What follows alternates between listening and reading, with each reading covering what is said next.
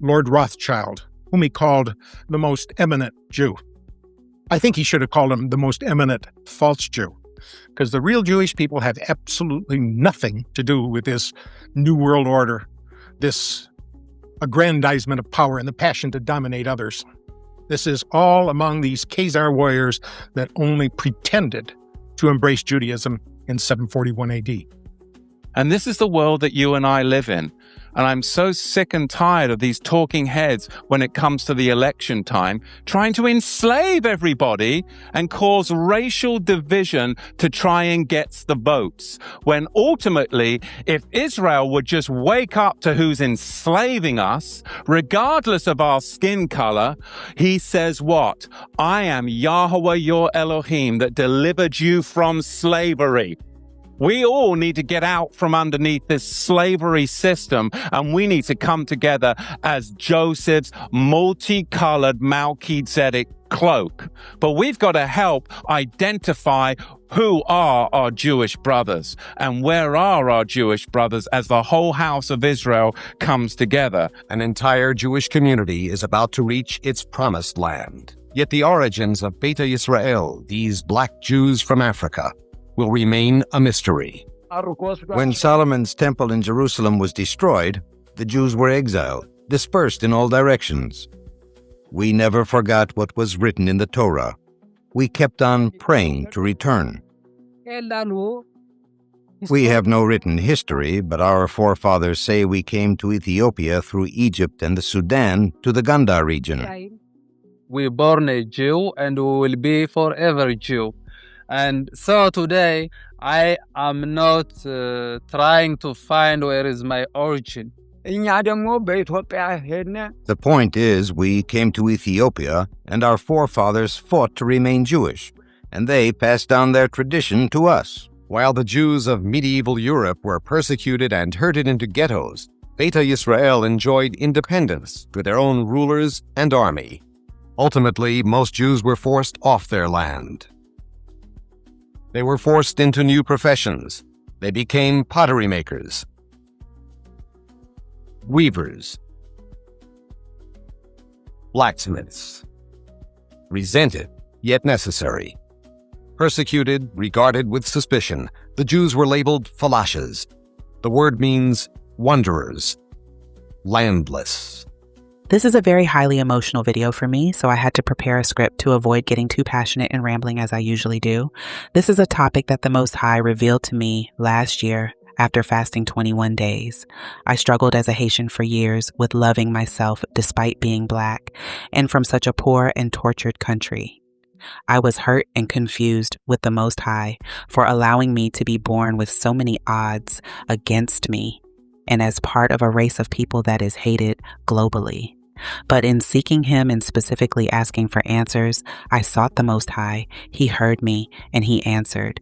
And what is about to be revealed in today's video is going to blow your mind, but it is for a mature audience only. Please don't casually view this one. Be ready to take notes and really digest, because it's going to be a lot of history and a lot of information that we are going to do our best to go through quickly and efficiently. I want to be clear. I am not one of those Black Hebrew Israelites that wear purple on the street corners. Not to offend anyone, but we know they have a very angry message that is tied to Masonry and anti-biblical. But I am a follower of the way and the truth, a follower of the Bible and historical facts. The Black Hebrew Israelites definitely get some things right, even when I don't agree with all of their theology. Today's video is a strictly historical one. We are going to finally address history, not opinion, but documented history from thousands of years ago that cannot be refuted.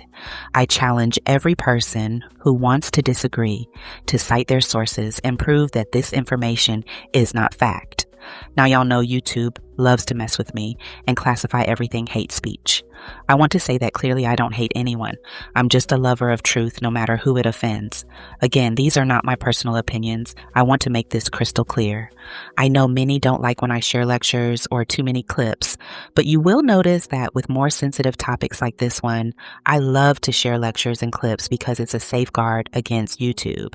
As long as I can show facts from reputable historians, authors, religious and political leaders themselves, then it is easier to fight behind the scenes because you legally can't label something hate speech if you can back up that it's historically factual. And it's easier to prove this when their system can hear the facts from the source's mouths themselves. So, I will be showing you clips from several different historians and authors who have studied this extensively. I will even show you clips from Jewish rabbis. I also understand once again that majority of the Jewish people don't even know this history for themselves. They and their children have been taught lies as well. So this is not against the Jewish people as a whole. It's against the elite groups that we are all slaves to. The longest clips I'm going to show you is from Jack Otto, as well as from one of my favorite channels called TruthUnedited, operated by our brother Ron. First, Jack Otto was an American patriot who spent over 30 years researching these topics. He wrote and self-published this book called World War III, Coming Soon to Your Neighborhood. I have the link to his book in the description box, as well as the link to the full lecture. Now, Ron from Truth Unedited has been dropping gems for years, even after receiving backlash after backlash. If you are just waking up to the truth, it is one of the channels I highly recommend, and I will have his Hijacker series link in the description so you can go down the rabbit hole. All links to everything you will see in this video is in the description box, so please use it as reference if you want to dive deeper into your own research. Now, this video is broken into 4 parts. 1. Who are the Khazars? Who did they replace? Truth Unedited breakdown. 2. Christians who still believe they are the biblical Israelites. This is how they really feel. 3. Jack Otto, lecture on the Rothschild and how they helped hijack true Israel and built up the secret societies we know today. 4. Biblical prophecy of modern-day Israel. Part 1. Who are the Khazars and who did they replace? The Khazars were a semi-nomadic Turkic people who built a powerful empire known as the Khazar Khaganate, which existed roughly from the 7th to the 10th centuries. Their territory sat between the Black Sea and the Caspian Sea, covering parts of what is now southern Russia, Ukraine, and Kazakhstan. They were strategically important because they controlled key trade routes between Europe and Asia, acting as a kind of buffer state between major powers like the Byzantine Empire and the early Islamic caliphates. One of the most unusual things about the Khazars is that their ruling elite, likely not the entire population, converted to Judaism sometime around the 8th or 9th century. One of the figures often cited in conversations around this include Arthur Koestler, who wrote The 13th Tribe, arguing for a significant Khazar contribution to European Jewry, the Lemba, Beta Israel, Ethiopian Jews, and Igbo Jews all have real, deeply rooted traditions that tie them to ancient Israel. Those traditions didn't come out of nowhere. In the case of the Lemba especially, there's even genetic evidence like the Cohen modal haplotype in some priestly line that points to a connection with ancient Near Eastern populations. When people say mainstream media lies, there's a valid frustration underneath that. History has been filtered, simplified, and sometimes shaped by whoever had the power to record it. Oral traditions often preserve things that written history misses. The Khazars adopted Judaism and, after their empire declined, migrated into Eastern Europe in significant numbers. Over time, these populations became the dominant group recognized globally as the Jews. Meanwhile, the original Israelite descended populations, especially in Africa, were displaced, marginalized, or no longer recognized under that identity. Therefore, what we see today is a kind of historical reassignment of identity, not a direct continuation in the most visible populations. Within this framework, people often point to oral traditions from African Jewish communities, the real documented Khazar conversion to Judaism, gaps or inconsistencies in recorded history, broader skepticism about who controlled historical narratives. A more balanced framing is, there is evidence of ancient Israelite presence beyond the Levant, including in Africa. There is evidence the Khazars adopted Judaism. There are different interpretations of how those histories connect, or don't, to modern populations. The idea of full replacement is debated and not widely accepted, but it is argued in some circles and tied to broader concerns about historical recognition and identity. They went further north, all the way to the region we now call Ukraine and southern Russia, between the Black Sea and the Caspian Sea. There they took on the name Khazars and called their new homeland the Kingdom of Khazaria, after their ancestors. Joseph Chagam, king of the Khazars, explained in a letter to the foreign secretary of the Caliph of Cordoba, Hasdai ibn Chaprut, that his people were direct descendants from Japheth, son of Noah. Khazaria was right at the center of the northwestern Silk Road. Merchants who traveled through Khazaria had to pay toll, a lucrative way to swell the coffers of the kingdom. The Khazars were different than the peoples from the surrounding countries. They were described as thieves and spies. They were said to be lawless people who lived a life of sin, of sexual extremities, and of cruelty. They would murder travelers from other countries and adopt their identity. They were masters of deceit. And, last but not least, they were said to worship Baal, also referred to as Moloch, a representation of Lucifer that demanded child sacrifice. In return, Baal was said to reward them with riches, with fame and fortune. Neighboring countries despised them. They hated their sacrificial rituals in which they threw babies into the flames or cut them open to drink their blood and eat their flesh, claiming it gave them incredible power and energy and eternal youth. Let me tell you about the flight of the Khazar warriors out of northern Turkey. You could go to the king of the Khazars and rent an army from him, an army of 40 or 50,000 men. But it didn't matter what kind of a deal you struck with their monarch. Once the battle was done, they rape and pillage. And so as a consequence, people in the area garnered a great deal of animosity for these Khazar warriors. And in 500 AD, they were driven out. Some fled to the west into Romania and Hungary and became the Gypsies. The rest followed their monarch, the Chagan, up into the steppes of Russia, and north of there to the Caucasus Mountains. In America today, you see a very large movement of African Americans who say that they're the real chosen people, that they're the children of Israel, they're the Judeans. The answer is most likely there is something there. And most likely, maybe that they were the original Israelites, and maybe that the Jewish people today who are white, Caucasian people came in a little bit later on. We know that some of the greatest sages of the transmission of the Torah were converts. Africa has perhaps hundreds of millions of people with this identity right now of being from the people of Israel. Does that mean they were from the 10 tribes? Likely not. We were taught by the historians and within our own traditions that when the Romans conquered Judea a few hundred years after that the tribes of Israel went into exile, perhaps millions of Judeans were sold into slavery, into Africa, into Rome. If you look now, you're seeing people who are most likely the descendants of those slaves who kept true.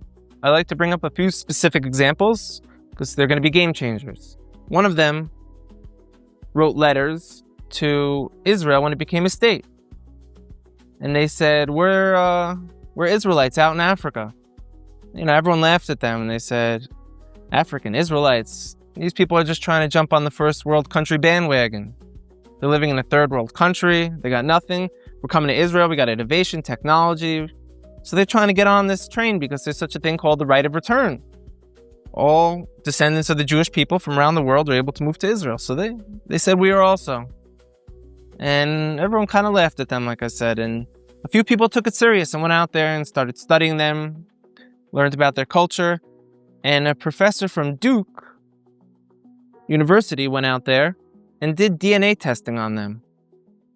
So everyone kind of got humbled a little bit, who laughed at them and said, now what? Now what do we do about this? This could have tremendous implications. Another area in Africa you have something big happening is in Nigeria. You have the Igbo people, or Igbo, pronounced either way. There's 40 million of them. Also Christians, like I spoke about before, how that could happen to the children of Israel very easily. But also a lot of them are now coming out and converting back or adopting the rules of the Torah without all the paganism that they've been practicing for hundreds of years. There's been books written about it from scholars in Nigeria, from scholars from the Jewish people. And where it gets interesting is, in America, there was a slave trade. And a lot of the slaves, a very high percentage of them, came from Western Nigerian ports. And in America today, you see a very large movement of African Americans who say that they're the real chosen people, that they're the children of Israel, they're the Judeans. So here we are, we're Caucasian Jewish people. And now you have people in Africa saying that they're the real people of Israel. It can't be ruled out at all. We know they were sold into slavery.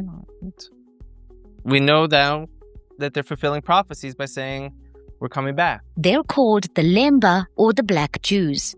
They trace their origins back not to ancestors on this continent, but rather to a people who lived in the land of Israel thousands of years ago. The Lemba live among other black groups like the Venda and speak their languages, but they maintain their origins do not lie in Africa.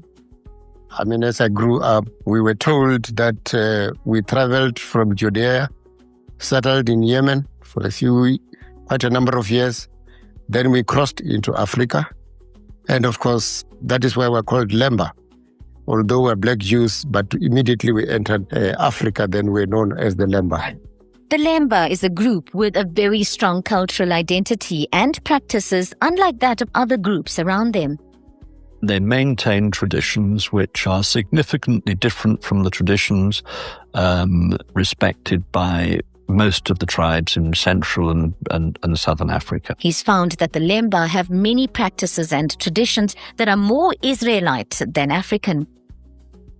We carried the beliefs and the practices from the past with us. And we never relinquished our practices even when we were in Africa. Professor Magda Leroux of UNISA has also lived among the Lemba and has written a book about them. She specifically researched the Lemba's Jewish Israelite-like customs and traditions. My main purpose was to investigate the oral traditions and to compare them with the Old Testament traditions and their customs. And it was fascinating to me to discover that their way of celebrating the new moon is even older than that of the Jewish people today. And it's interesting that the Lemba still have the pre-Talmudic way of celebrating the new moon. And that is traceable. So, Magda believes that the Lemba have many practices that point to an ancient Israelite origin. That has been confirmed also through our practices. The fact that we don't partake of pork, the fact that we get circumcised at a very young age, and there would be rituals which would be held immediately after circumcision, which we continue to do. No, it's clear that everyone expects an antichrist, an anti-Messiah. If you understood the world that we live in, you would understand that Satan, the god of this world, has been puppet mastering this world for millennia, thousands of years, and has been pushing forth his satanic agenda for his satanic kingdom. When the time comes, the Antichrist will rise. His rise in short reign is a long-held goal by Luciferians and those who pledge to spread his light. And so what all of them are doing right now is preparing the world for his acceptance by spreading the light of Lucifer. The Antichrist is just a part of this, but he will not come until they feel the world is ready, and most importantly, when Yah allows it. And right now, it clearly seems like the world is ready. Though, like I said, I believe we are waiting on Yah to open up the seals. Anyways, we expect an Antichrist, but we don't realize that the only reason he will rise and be claimed king of the Jews and the rest of the world is because he is being raised up in an anti-Yasharel. For some reason, people expect the Antichrist to be accepted by true Israel, when that's not the case. Everything about this group of people that are inhabitants of this land right now is all about bringing about the conditions for this coming satanic kingdom.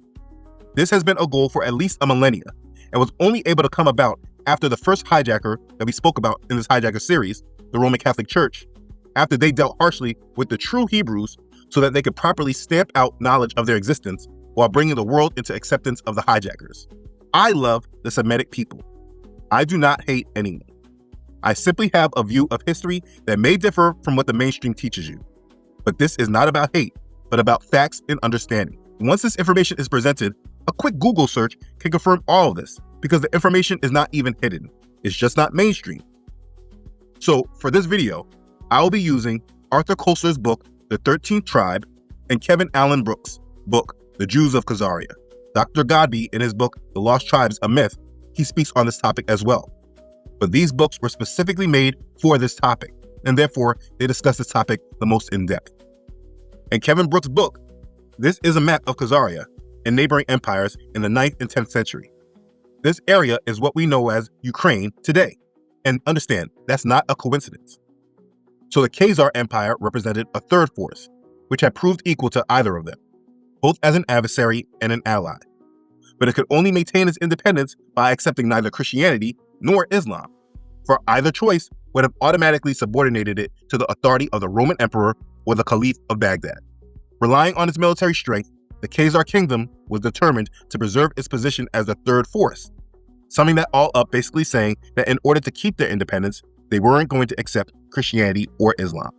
You see, they were adopting the faith. They weren't actually taking it in sincerity. It was a political move. This is very similar to what the Roman Catholic Church did when they made Christianity their main religion. You have a group of people named Khazars who are actually nomadic Turks, not Hebrews, who reside in this area of Eastern Europe, the exact place where most of the Jews in Israel today come from. This is no coincidence, but we will keep going. Koestler writes, Khazaria was a relatively civilized country among the barbarians of the north, yet not committed to either of the militant creeds. And so it became a natural haven for the periodic exodus of Jews under Byzantine rule, threatened by forced conversion and other pressures. Persecution in varied forms had started with Justinian I, 527 to 65, and assumed particularly vicious forms under Heraclius in the 7th century, Leo III in the 8th, Basil and Leo IV in the 9th, Romanus in the 10th. You see, the true Yahudim were being persecuted in that area as well. You see, this is their history. As they were continuously being persecuted, they were continuously scattering. This is a part of the prophecy of the scattering. Yah was going to move the true Yahudim and scatter them all around the world. This is all a part of that prophecy. You see, they would find no rest, so they kept searching and seeking for some kind of place of refuge. Particularly in the Understanding Israel series, I went over this history very often. The true Yahudim never really caught a break, and they were continuously pressured to convert to Christianity, or they were persecuted. This third force of Khazaria became a place of refuge for them. Leo III, who ruled the Byzantine Empire during the 2 decades immediately before the Khazars converted to Judaism, he attempted to end the tolerated status of Jews by ordering all his Jewish subjects to be baptized.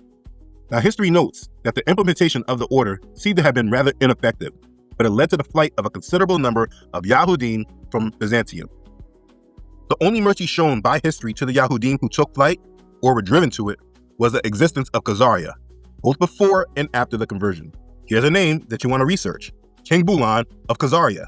That's a great start. You don't have to deny anything I'm saying, just look this character up. Anyways, at some point an angel appeared to King Bulan in his dreams, exhorting him to worship the only true God and promising that in exchange he will bless and multiply Bulan's offsprings and deliver his enemies into his hands and make his kingdom last to the ends of the world. And of course, this is inspired by the story of the covenant in Genesis. And it implies that the Khazars too claimed the status of a chosen race, who made their own covenant with Yahweh, even though they were not descended from Abraham's seed. Bulan's renunciation of idolatry in favor of the only true God was only the first step, which still left the choice open between the 3 monotheistic creeds. At least, this is what the continuation of Joseph's letter seemed to imply. In the letter, he goes on to say, after their invasion of Armenia, King Bulan's fame spread to all countries. The king of Edom, Byzantium, and the king of Ishmaelim, the Muslims, heard the news and sent to him envoys with precious gifts and money. and learned men to convert him to their beliefs. But the king was wise and sent for a Jew with much knowledge and acumen and put all three together to discuss their doctrines. King Bulan of Khazaria was trying to figure out which religion actually was a representation of the one true God. This is what all that history I just gave was saying. I'm just being thorough. So from this, we have another brain trust or roundtable conference, just like al-Bakri spoke of, but the pattern of the argument is much the same. After long and futile discussions, the king adjourns the meeting for 3 days, during which the discussants are left to cool their heels in their respective tents. Then he reverts to a strategy. He convokes the discussants separately. He asks the Christian which of the two religions is nearer the truth, and the Christian answers, the Jews. He confronts the Muslim with the same question and gets the same reply. And from this, he chose Judaism. That's the story. The Khazars converted to Judaism to keep power over their kingdom and to not bow to the Roman Catholic Church or the Islamic Caliphate. This is an undisputed fact. Under the reign of King Bulan, evidently during the first half of the 9th century, the Khazars officially converted to Judaism. King Bulan became the first Jewish ruler of the Khazars, following almost 2 centuries of shamanist and Muslim rulers. So let's be clear here.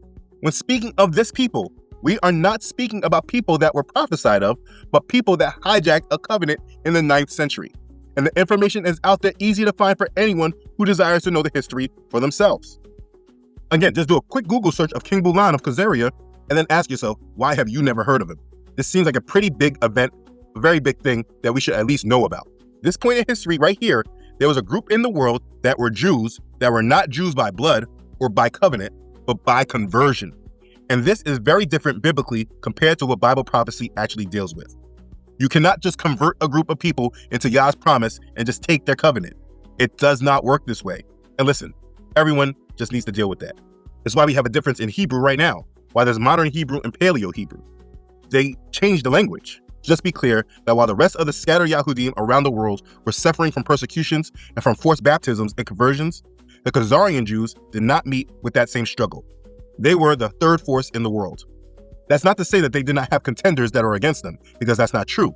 It's just that they were not under the curses, which is why we continuously say, if you want to understand who Yasharel is today, you have to go to the curses. You have to look at it biblically and not just based on what the mainstream world is telling us to believe. You have to go back to the Bible. But keeping on with the history, the Khazarian Empire eventually fell to Russia in the 10th century, but from this point in history, when they are spoken about, they are no longer mentioned by Khazars any longer, more than they are referenced to as Jews, and they assume the identity of the chosen ones of the Most High. In modern history, they hijack the identity of the true Yahudim.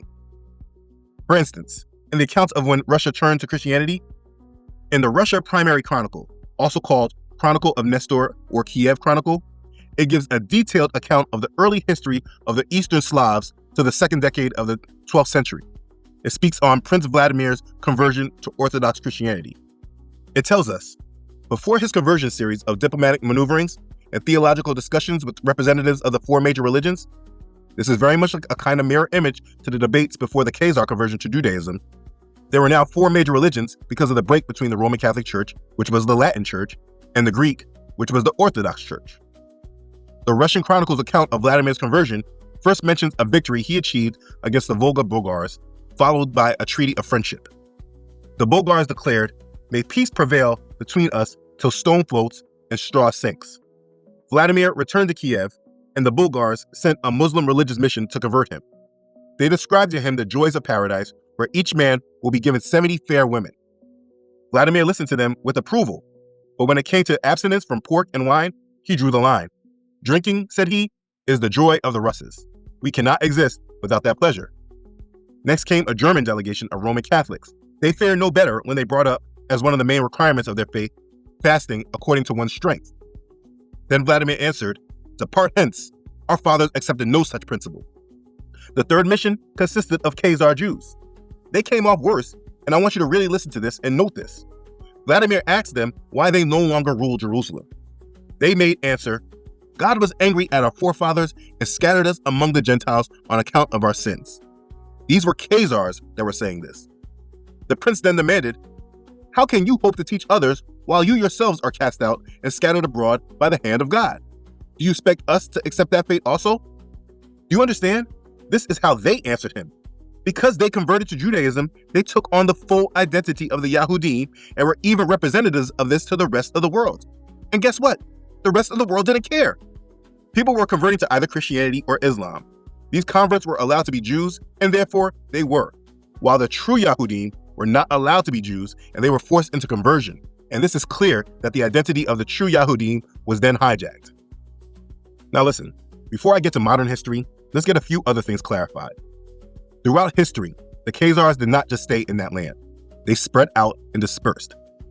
If you're ever traveling around Europe and going and visiting the Jewish quarters, and you want to understand if it was the true Yahudim or if it was the converted ones, you'll know by a couple of things, mainly by the Hebrew language that they were using. If it was the true Yahudim, they used the Paleo, and the converted ones, they used modern Hebrew. But more importantly, in the Jewish quarters, they held up that satanic star, the star that's on the flag of Israel right now.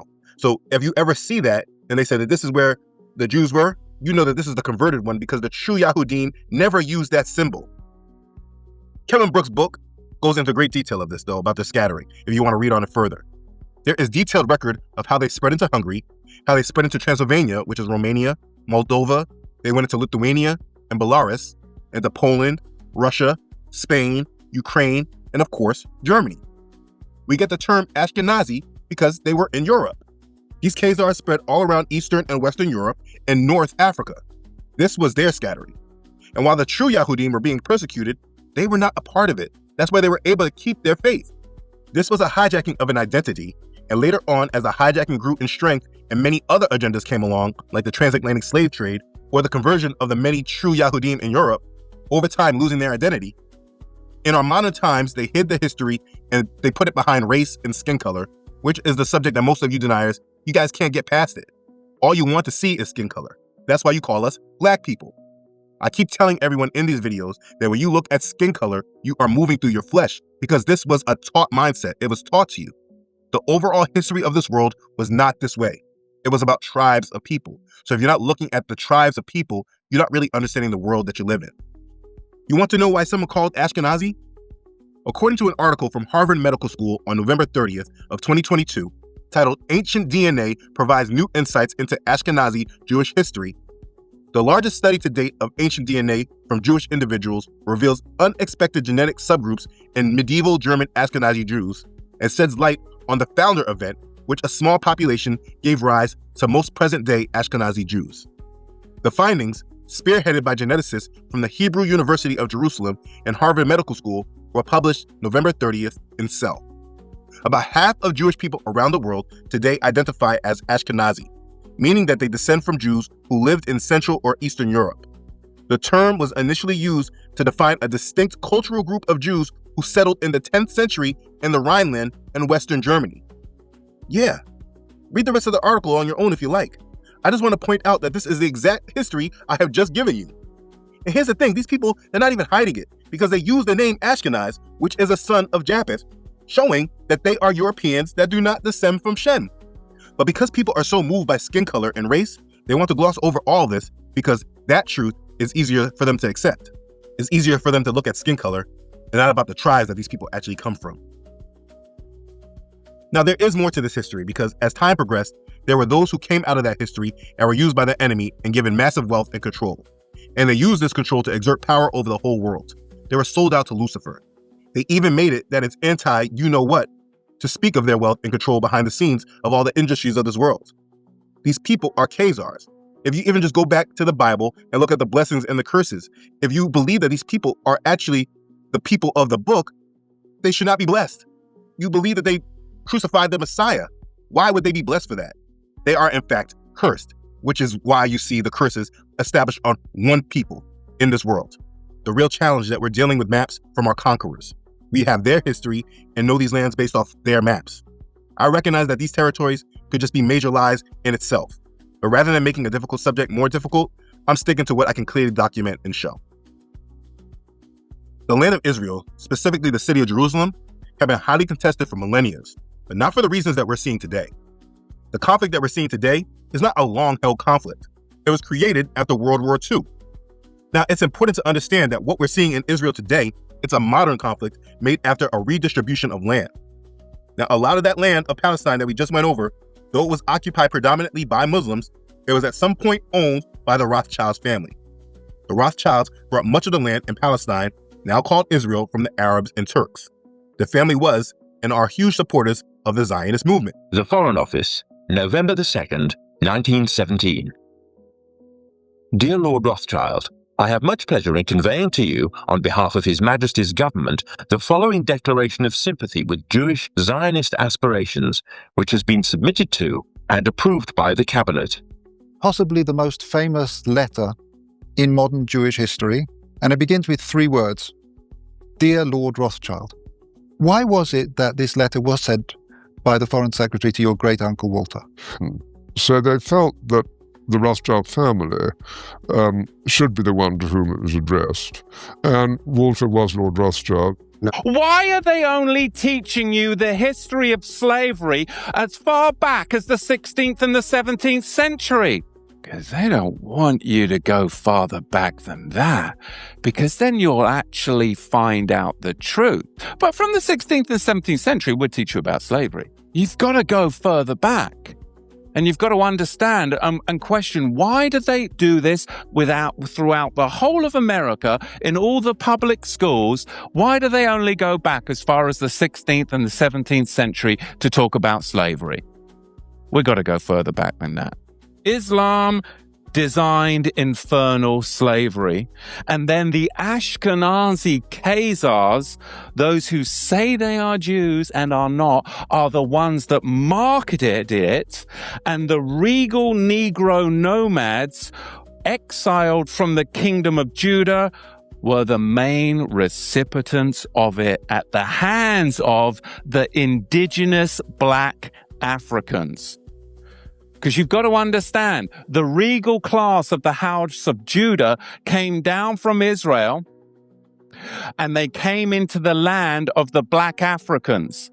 And the black Africans resented the regal class of the House of Judah in their land, because they had laws, they had customs, they had civility. And they were a regal class of Negro that came down into Africa. And later on, it was the Ashkenazi, the Islamic slave traders as well, that then worked together with the indigenous black Africans to enslave the regal House of Judah. This is what we've got to understand, but you've got to go back before the 16th century to understand the roots of it. So we're going to see, as we dig into this, where this slavery came from, because it was really a system that was very, very well crafted. There was Islamic masters, and there were white Ashkenazi Khazar ship owners. There were the buyers and the sellers. And they're not going to fill you in on all of this, but really you've got a 4-tier system. Number 1, you have the Negro nomads that were exiled from the kingdom of Judah. Number 2, you had indigenous black African hunters that resented the regal Negro nomads that had come into their territory with their own customs, with their own laws that were different and would not assimilate into their tribal culture. They were their own tribe. They were the regal House of Judah. And number 3, you had Islamic trappers that worked with the indigenous black Africans to trap the regal Negro House of Judah. And then you had them sell them to the Ashkenazi ship merchants, along with many Portuguese and British Ashkenazi. Then, number 2, we have the native black African trackers. They're going to track them down. And number 3, we have the Islamic trappers, because between 650 of the Common Era and 1900 of the Common Era, 10 to 20 million people were enslaved by the Arab slave traders. Over 20 million enslaved Africans were delivered through the Trans-Sahara route to the Islamic world. Can you get your head around that? That's not even touching the Americas. Over 80 million more blacks died at the hands of Islam en route.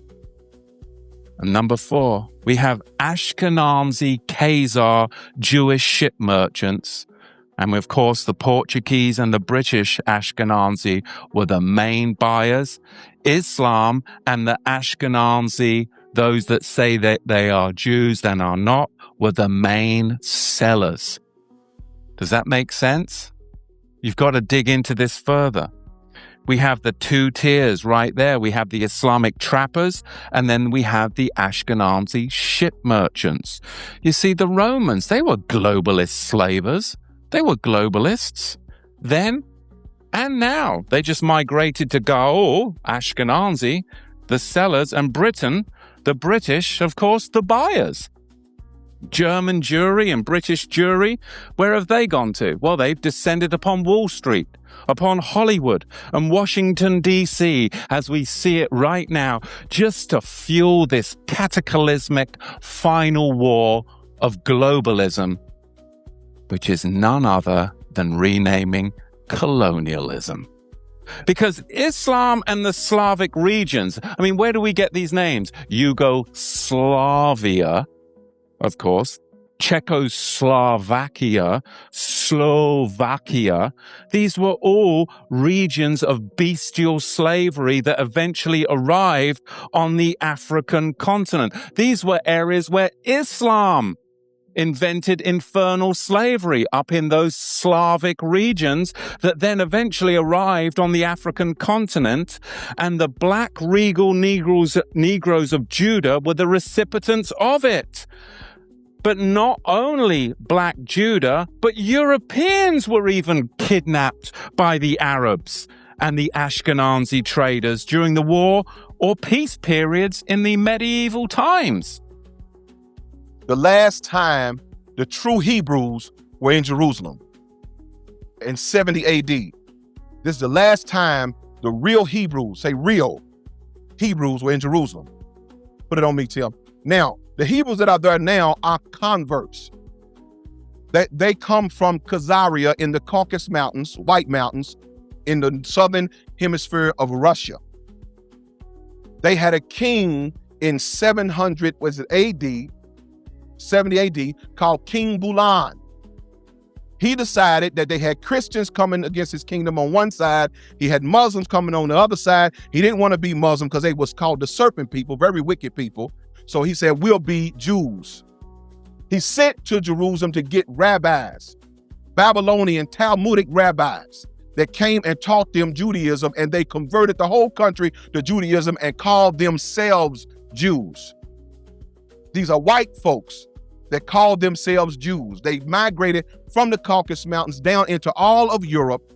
And then during the Second World War, the First World War, they had migrated all throughout Europe. Then in the Second World War, they had gotten into Germany and Poland and all that. That's when Hitler decided he's gonna get rid of these people. And the whole goal was they was trying to find a homeland, say a homeland. Well, by them calling themselves Jews, of course, they felt they had the right to Jerusalem.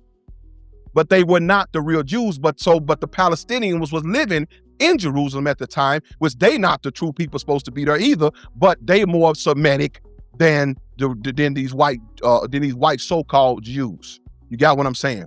They came into Israel in 1948 with the help of the United Nations by Britain signing a Balfour Declaration to give Israel to the Palestinians. Just gave it to them.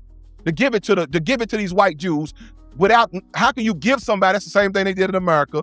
We just gonna take the Indian land. That's what they did to the Palestinians. So now you don't see that. All you see on the news is these Palestinians throwing rocks and launching bombs. Well, somebody moved in their land, decided they're gonna take over their land with no true rights to that land. These are white people living in the hottest place in the world. They have no real heritage in the land, but the world goes along with it because they are your bankers. They own your bank. They own our Federal Reserve. They own the banks of London. The Zionist Rothschild. They own everything. So you got to go along with them. They own your media. So ain't nothing you can say about it because they are over all of that. So they allowed them to get away with that. Y'all got what I'm saying? Now I want to give y'all this premise. because you must understand that the falseness is what God is revealing in the last day. He's revealing who's who, and it's got to be revealed in order for Christ to come. If this is not revealed, you're going to receive the wrong Christ. There's a Christ coming. He's going to be a Jewish Christ. He's coming. He's going to be a Jewish Christ. They got him coming. That's why they be rebuilding the temple in Jerusalem. Now, the Bible says there shouldn't be no true Hebrews in Jerusalem, because the Bible says Jerusalem should be trodden down by the Gentiles to the time of the end. So it shouldn't be nobody in Jerusalem but Gentiles. So anybody over there is fake, right? Okay, so if we know they're fake, the question says, who is real? Well, let's find out the people, because it's got to match. I know the people ain't disappeared. If God says he got a remnant he's going to bring back into the land, then where are the people at? Well, what happened to black Jews? The black Jews are still in existence. There are black Jews in America. There are black Jews all over Africa. There are black Jews in Palestine. There are black Jews everywhere. Diane's daughter complained not more than 2 years ago that black Jews had moved on either side of her house, and therefore her property had depreciated in Palestine. Black Jews had depreciated her property.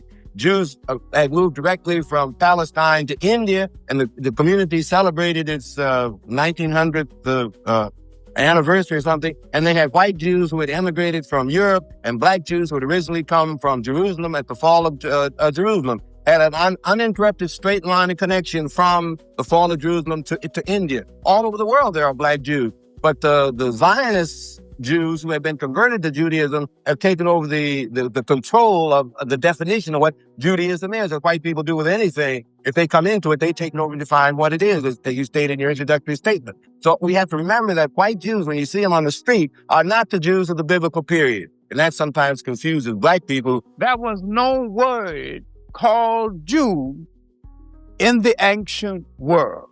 Word Jew did not come out of Africa. It did not come out of Western Asia. It is a European word.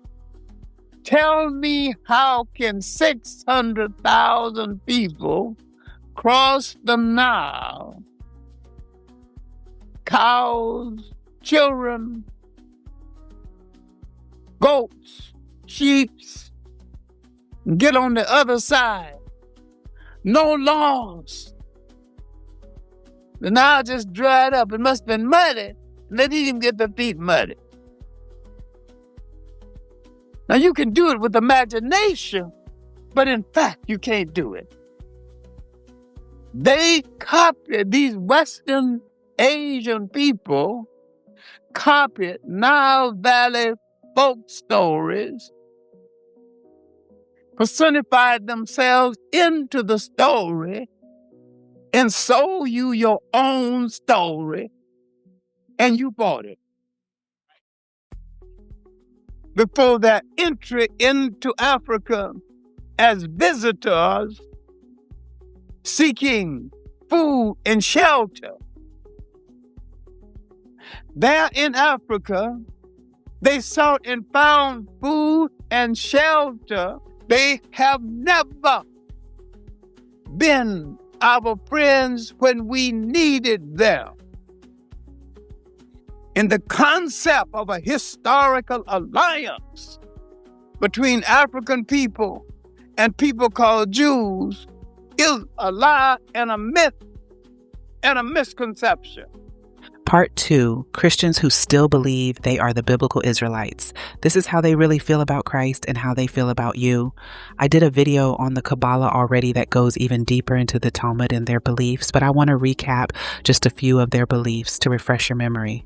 In every synagogue library, we find hundreds of books, but there are a few which tower above the rest in authority. These include the Encyclopedia Judaica, the Universal Jewish Encyclopedia, the Jewish Encyclopedia. Most Christians believe that the Judaism of the Old Testament is very similar to Judaism today. Yet the Jewish Encyclopedia, in its article on Judaism, says modern Judaism and the Judaism of the Old Testament are very different. They produced the Talmud, a work which has aptly been called a monument to human folly. The Talmud confirms Christ's words. In the Talmud, in Treatise Sanhedrin, an extensive passage describes the right of the Pharisee to kill anyone, just as long as he did so indirectly. As one of dozens of examples, the Talmud tells us that if one bound his neighbor and he died of starvation, he is not liable to execution. In such an indirect manner, the Pharisees also killed Christ. The Talmud provides generous loopholes for adultery. It says the penalty for adultery does not include sex with a minor, the wife of a minor, or the wife of a heathen. The Talmud also encourages seduction of unwed adolescent girls called designated bondmaids. But it's important how such rapes are performed. With the designated bondmaid, one is guilty only in the case of natural connection, but not in the case of perverse connection. The Pharisees reasoned that in a perverted manner is outside the jurisdiction of the law. Normal rape, however, was punishable. In 3 of the major treatises of the Talmud are found extensive passages which give legal endorsement to seduce and marry 3-year-old baby girls. In fact, many of the greatest rabbis of the Talmud, including Simeon ben Yochai, upheld this privilege. Today in Israel, thousands of Jews go to Meron every year to venerate the memory of Simeon ben Yochai, one of the most respected rabbis in the history of Judaism. One of dozens of endorsements of child, Simeon ben Yochai said, "A proselyte under the age of 3 years and a day is permitted to marry a priest." Agreeing with ben Yochai, the great rabbah said, "When a grown-up man has sex with a little girl, it is nothing, or when the girl is less than this, 3 years and a day, it is as if one put the finger into the eye." The footnote to this passage says, "As tears come to the eye again and again, so does virginity come back to the little girl under 3 years." The same section confirms that activity with small boys is in the same category. The intercourse with a small boy is not regarded as a sexual act. The Talmud was finally written down nearly 5 centuries after Christ, yet its critical, even homicidal attitudes toward Gentiles might have been lifted out of the book of Joshua. However, the quickest way to grasp the Talmudic view of Gentiles is not directly from the Talmud, but from the Jewish encyclopedias. If we quote an isolated opinion from the Talmud, a rabbi may quickly object, saying, "But that is not the overall opinion of the Talmud. That is not the definitive view." What the Jewish Encyclopedia provides us is a definitive overview of perhaps hundreds of rabbinic statements on any subject, giving us accurate summaries of what the Talmud generally teaches. In its article on Gentiles, the Jewish Encyclopedia begins to define what makes a Jew so different from a Gentile. According to the rabbis, only Israelites are men. Gentiles they class not as men, but as barbarians. Gentiles are not men in the fullest sense, so the Gentile is not a neighbor of a Jew.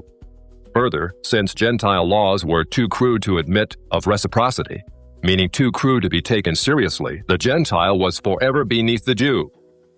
Gentiles were outlawed by God from the beginning, and thus had no property rights. The Almighty offered the Torah to the Gentile nations also, but since they refused to accept it, he withdrew his shining legal protection from them and transferred their property rights to Israel, who observed his law. Since the Talmud outlawed the child, or issue of a Gentile, as that of a beast, a Gentile had as little legal rights in a Jewish court as did an animal. The Talmud states that if a Gentile sue an Israelite, the verdict is for the defendant, the Israelite. Conversely, if the Israelite is the plaintiff, he obtains full damages. Because the Talmud conspires against Gentiles, if a Jew was ever caught telling a Gentile what the Talmud really says, such a person deserves death. So vile was the nature of a Gentile that the great Simeon ben Yochai said, "The best among the Gentiles deserves to be killed. The best of snakes ought to have its head crushed." Jews, however, are exalted beings in the Talmud, worthy of praise. Christ described the Pharisee who blessed himself, saying, "I thank thee, Lord, that I am not as other men." An eminent Talmudic rabbi says the same. "Blessed be thou, who hast not made me a goy, or Gentile." There is a special antagonism between the Talmud and Jesus. The Talmud attacks him everywhere it can, even his mother. Mary, the Talmud says, was a whore who mated with carpenters. She who was the descendant of princes and governors played the harlot with carpenters. It naturally followed that the scribes declared Christ to be a bastard. In its article on Jesus, the Jewish Encyclopedia says that Jewish writings defame Christ. It is the tendency of all these sources to belittle the person of Jesus by ascribing to him illegitimate birth, magic, and a shameful death. Jesus, according to this article, was considered one of the 3 worst enemies of Judaism who came to an ignoble end. The Talmud says they subjected him to 4 deaths: stoning, burning, decapitation, and strangling. The Talmud also says he is now in hell, punished with boiling hot excrement. A Gentile observing the Sabbath deserves death. It says the Talmud's hatred was probably directed against the Christian Jews. These Judeo-Christians, evasively called min, minute, or minim, were considered by the rabbis to be the most dangerous form of heretics of ancient times. The New Testament Gospels were writings which the rabbis considered more dangerous to the unity of Judaism than those of the pagans. A Talmudic rabbi said, the writings of Christians deserve to be burned, for paganism is less dangerous than minute or Christianity. The Khazars were fascinated with that mystical aspect of Judaism called Kabbalah.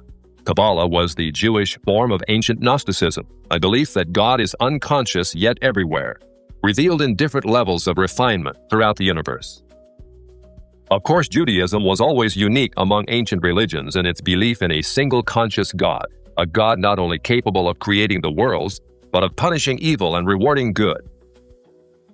Like Eastern religions, however, the Polish Kabbalists believe that God in his purest form is utterly remote, unknowable, without opinions about right and wrong. Instead, his being filtered down through many gradations or sephirot until it reached Israel. Israel, according to the Kabbalah, was the visible, rational emanation of God in this world. Below Israel was confusion and darkness, represented by demons and the chaotic world of the Gentiles. What excited the Khazars was that Kabbalah preached revolution. It said that Jews, as superior beings, were destined to rule the world. In the Zohar, which is the written text of Kabbalistic lore, we find the arrogance and ambition of the ancient Pharisees very much alive. In a typical passage, the Zohar teaches, living soul refers to Israel, who have holy, living souls from above, and cattle and creeping thing and beasts of the earth to the other peoples who are not living soul. Only by the overthrow of the Gentile, the Zohar asserts, can Israel regain its position as God's Shekinah glory on earth. The Zohar calls Gentiles Amalekites. In a passage typical of many, the Zohar says they caused the destruction of the temple. So when God reveals himself, they will be wiped off the earth. Redemption will not be complete until Amalek will be exterminated. But once Israel shakes off Gentile dominion and Christian influence, heaven will descend to earth. The Zohar says Israel will fulfill her predestined role, ruling the world under the leadership of her Messiah. With the age of Voltaire and the so-called Enlightenment during the 18th century, we see a host of Jewish Kabbalists migrating west out of Poland and penetrating the very capitals of Europe. Jewish wonder workers, Volshems as they were called, Saint Germain, Cagliostro, Frank, Falk, men of vast wealth and mystery came upon the European scene at the end of the 18th century. In Europe, in the years preceding the French Revolution, the foundations were laid for a new order in the world. Kabbalists such as Adam Weishaupt helped establish the ultra-secret Illuminati, which became a cover for plots and intrigues that would begin the erosion of Christian civilization. At the same time, beginning with Jewish philosopher Moses Mendelssohn, many Jews began to perceive their religion not simply as a means of personal salvation, but as a way to reform society at large. It was the duty of every Jew, they said, to come to the aid of the oppressed working masses, called the proletariat, in their historic struggle against capitalistic bondage. Many Jews thus came out of the ghetto and took part in all the great revolutions of the 19th century, including the Revolution of 1829 and the Revolution of 1848. It is thus not surprising that as the 20th century dawns, we find Jews turning their attentions to the overthrow of one of the last monarchies still opposing Jewish advancement, the Romanov dynasty of Russia. It is well known that the Jews had long hoped to overthrow the Tsar. It was natural, then, that Jewish philosophers such as Moses Hess and Karl Marx should contrive a philosophy that could make such overthrow possible. It was also natural that international Jewish bankers of New York, London, and Hamburg should finance it. The U.S. State Department, in its 3-volume report on the origins of communism in Russia, published in 1931, reveals how Jewish-controlled German banks under the leadership of Max Warburg conspired as early as 1914 to send large payments to Lenin, Trotsky, and others in their attempts to bring down the Tsar. As part of this conspiracy, Jacob Schiff, head of the New York Jewish banking house of Kuhn Loeb, invested at least $20 million, which would be close to $1 billion today, toward the establishment of Bolshevism in Russia. In its article on socialism, the Jewish Encyclopedia, published in 1905, clearly admits that Jews in Russia were ripe for revolution. In Russia, socialism, has become a movement of the Jewish masses. The later Encyclopedia Judaica tells us the communist movement and ideology played an important part in Jewish life, particularly in the 1920s and 1930s, and during and after World War II. The Judaica, in fact, presents an extensive list of the most powerful Jewish leaders of Bolshevism, which included Trotsky, Sverdlov, Zinoviev, Kamenev, Litvinov, Kaganovich, and many others. The Judaica also tells us just how many Jews filled the communist ranks. It says anti-Semitism drove the bulk of Russian Jewish youth into the ranks of the Bolshevik regime. When the White Russian patriots heroically attempted to regain their freedom from the Jews, the Judaica says compact Jewish masses were utilized by the Bolsheviks to suppress such counter-revolution. Clearly, Jews and native Russians were engaged in a death struggle over the destiny of Russia. Unfortunately, the Jewish masses won. A rare photo shows the First People's Commissariat. From left to right are Uritsky, Trotsky, Zinoviev, Sverdlov, and Kaganovich, all Jewish. In 1918, intelligence services of the Western powers were buzzing with reports that communism was an international conspiracy fomented by atheistic Jews. British, Dutch, American, and other intelligence reports confirmed that Jews filled the Bolshevik ranks and that as much as 75% of all Soviet commissars were Jewish. In the Illustrated Sunday Herald of February 8, 1920, Sir Winston Churchill commented on what had almost become public knowledge. There is no need to exaggerate the part played in the creation of Bolshevism by these international and for the most part atheistical Jews. Although many of the Jewish kingpins in Bolshevism perished in Stalinist purges in the late 30s, none other than Nikita Khrushchev gives us an eye-opening view of just how many Jews were still in the Soviet government. Speaking to a delegation of French socialists, Khrushchev admitted in 1956 the government has found in some of its departments a heavy concentration of Jewish people, upwards of 50% of the staff. Because communism has historically been top-heavy with Jews, the Soviet policy of so-called anti-Semitism, much protested by Jews in the West, may in reality be but a ploy to distract the world from communism's Jewish past. Although most Jews have indeed been removed from high-profile positions in the Soviet hierarchy over the last 30 years, still Jews remain highly favored when it comes to immigration to the prosperous West. As peddlers of socialism, it tells us, Jews must be reckoned among the pioneers of the socialist parties in America. As a case in point, a flood of socialistic Jews entered the FDR administration and helped pioneer the New Deal for America. The Encyclopedia Judaica says Roosevelt's liberal policies endeared him to the Jewish community, which shared with him an overriding commitment to the welfare state. It is very significant that in letting left-wing Jews into his administration, FDR set in motion a conspiracy that was soon to have the gravest repercussions. As part of his policies, FDR hired a German communist, Klaus Fuchs, a scientific genius who helped mastermind the atomic bomb. Yet Fuchs also headed a ring of 8 highly influential Jews who delivered the entirety of our atomic technology to the Soviet Union in the early 1950s. They included Julius and Ethel Rosenberg, David Greenglass, Harry Gold, Sidney Weinbaum, Morton Sobel, and others. Of the 10 convicted for espionage, no less than 8 were Jewish. Later in 1957, it was discovered that the Jewish Soblin brothers delivered massive defense secrets to the Russians. They acted upon the orders of the Jewish head of the Soviet secret police, Beria. The most recent example of such treachery is the Pollard spy case, in which Jewish spy Jonathan Pollard and his wife delivered thousands of top-secret documents not to Moscow, but to Tel Aviv. All Jews, of course, are not communists, spies, or even liberals. A small minority of conservatives like economist Milton Friedman, publisher Natty Loeb, and Senator Barry Goldwater are eloquent reminders that Jews are represented on the right as well as the left. Nor should we forget that many Jews have contributed disproportionately to the good of mankind, especially in such areas as medical research, science, and the arts. Such Jews deserve our heartfelt gratitude. Never should we indict Jews as a whole for the misdeeds of some. Yet the fact remains that historically most Jews have favored the liberal agenda. Many have gone as far left as communism. For example, in the late 40s, intensive investigations by the U.S. Justice Department revealed a disproportionate number of Jews in the American Communist Party. In 1949, the 11 members of the American Politburo of the Communist Party were convicted. 6 were Jews. In 1951, the second-string Politburo was indicted. Of 21 arrested, 14 were Jewish. Also in 1951, 15 top West Coast communists were indicted. 6 of the 15 were Jewish. Jews have been active in the United States in all radical movements, socialist and communist, old left and new. On almost every major campus in which the new left was active, Jews were prominent in the leadership. Typically, they formed between a third to more than half the leadership and members. Jews also dominate the American Civil Liberties Union, a left-wing front which has tirelessly opposed such fundamental values as prayer in the schools, effective criminal prosecution, even the Pledge of Allegiance. The ACLU has been the subject of frequent congressional scrutiny.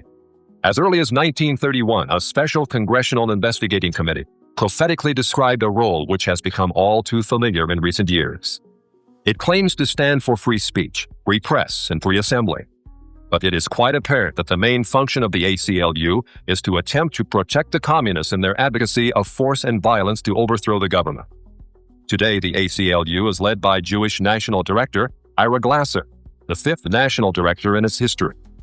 According to a 1977 ACLU survey of membership, 27.3% of ACLU leaders were Jewish, 21.4% of members. The feminist movement, with its agenda of free abortions and lesbian rights, also contains a lopsided number of Jews in its national leadership. The 3 most influential feminists, Gloria Steinem, Bella Abzug, and Betty Friedan, are Jewish radicals. Jewish producer Norman Lear also heads People for the American Way, the liberal antagonist to Jerry Falwell's Moral Majority. People for the American Way videotapes every broadcast of national TV evangelists in hopes of ruining their ministries. Why does such Jewish-led radicalism prosper? Largely because the television media promotes it. And who owns the media? In its article on television, the Encyclopedia Judaica reveals that the big 3 television networks are Jewish-founded and controlled. David Sarnoff founded NBC in 1926. CBS was founded under the presidency of William S. Paley, also Jewish. ABC was an outgrowth of the NBC network, and another Jew, Leonard Goldenson, became its president. Gentiles usually occupy the visible out-front positions, but each of the 3 networks remain under Jewish influence or control. According to the famous Lichter-Rothman poll of 104 top-level media executives, published in Public Opinion magazine, Jews also dominate the lower levels of network broadcasting. Although Jews constitute less than 3% of the American population, a whopping 59% of TV executives surveyed were Jewish. The Encyclopedia Judaica, in its article on motion pictures, paints a similar picture of Jewish control of the movie industry. With the exception of United Artists, it says, all the large Hollywood companies were founded and controlled by Jews. The largest of all entertainment monopolies, MCA, called the Octopus because of its domination of the entertainment industry, was likewise founded and controlled by Jews such as Jules Stein, Lew Wasserman, and Taft Schreiber. In its article on publishing, the Judaica presents lists of dozens of the largest publishers in America owned or controlled by Jews. In the Lichter-Rothman poll, it was found that 97% of media leaders surveyed favored abortion on demand, 57% believe that adultery is not wrong, and so on. Clearly, the liberal bias of the Jewish-controlled TV networks is indisputable. Jews are also rapidly gaining control in Congress. In 1976, there were virtually no Jewish political action committees. In 1986, there were more than 70 Jewish PACs. In 1972, there were 2 Jewish senators and 12 Jewish representatives in Congress. In 1986, there were 8 Jewish senators and 30 Jewish representatives. In 1986, more than 50% of the budget of the Democratic Party was paid for by Jews, with Jews paying 25% of the Republican budget. As our study in the synagogue library reveals, there does exist a tendency toward Jewish domination of our society. Where is all this headed? The Right Honorable Winston Churchill wrote, "It may well be that the same astounding race may at the present time be in the actual process of producing another system of morals and philosophy as malevolent as Christianity was benevolent, which, if not arrested, would shatter irretrievably all that Christianity had rendered possible. It would almost seem as if the gospel of Christ and the gospel of Antichrist were destined to originate among the same people." Can it be that such pervasive Jewish control which we are seeing today is but the harbinger of even greater Jewish control to come? Part 3. Jack Otto. Is it a conspiracy that the Rothschilds are really behind everything? Well, maybe. But according to Jack Otto's book, World War III, you will see that the Rothschilds' name is a name that just keeps on popping up. Even though today they try to stay out of the media as much as possible, and they try to downplay this family's influence, we see that they have their hands tied in everything. If you look back in your Old Testament, your Bible, there was 12 Hebrew tribes. The 10 northern tribes were called the House of Israel. The 2 southern tribes were called Benjamin and Judah. More properly pronounced Judah, because we didn't get the harder sound to the J until about 200 years ago, is what I would call real Jews, people from the tribe of Judah. And when we start talking about the New World Order, we are not talking about these people at all. We're talking about these Khazar warriors that only pretended to embrace Judaism. And so today, we find that about 92% of the people who claim to be Jews really aren't. They are Khazar warriors with a new bent on life and a goal to conquer. When they pretended to embrace Judaism, they drew upon the real Jews for some education, and they used the Hebrew alphabet as phonics to codify their Khazar language. And so now we look at that language called Yiddish or Jiddish and find that it is not Hebrew. It only appears to be. So that they were discovered in conspiracy because they worked together to get themselves, one of them, into a position of authority where that person can work in tandem with others to get more of their people in authority and positions of power and working it up to where they're running the show. After they fled down into Europe, there was one of them, a guy by the name of Meyer Amschel Bauerberg, who decided to enter into clandestine world government. Meyer Amschel Bauerberg used the symbol outside of his father's silversmith shop, a large red shield, as inspiration for an alias. And he went by the name of Rothschild. That's German language for red shield. Now, Rothschild was born in 1743, and when he was in his late 20s, he formulated a financial enterprise with 12 other entrepreneurs, the dedication with the interest and the intent of conquering everybody and everything. We found out about fractional reserve banking at the Bank of Amsterdam in 1610 when, like all fiat money inflations, it came to a roaring bust. And they learned from that and wanted to implement it wherever they could so that they could be the ones that benefited from that enterprise. Meyer Amschel Bauerberg changed his name to Rothschild, and he also dropped the Bauerberg suffix and called himself Bauer, closer to home where he lived there at 148 Judenstrassen in Frankfurt, Germany. And he got in league with a guy, William IX of Hesse-Kassel. So it was among these same people that brought about so much of the war that we see in front of us throughout history.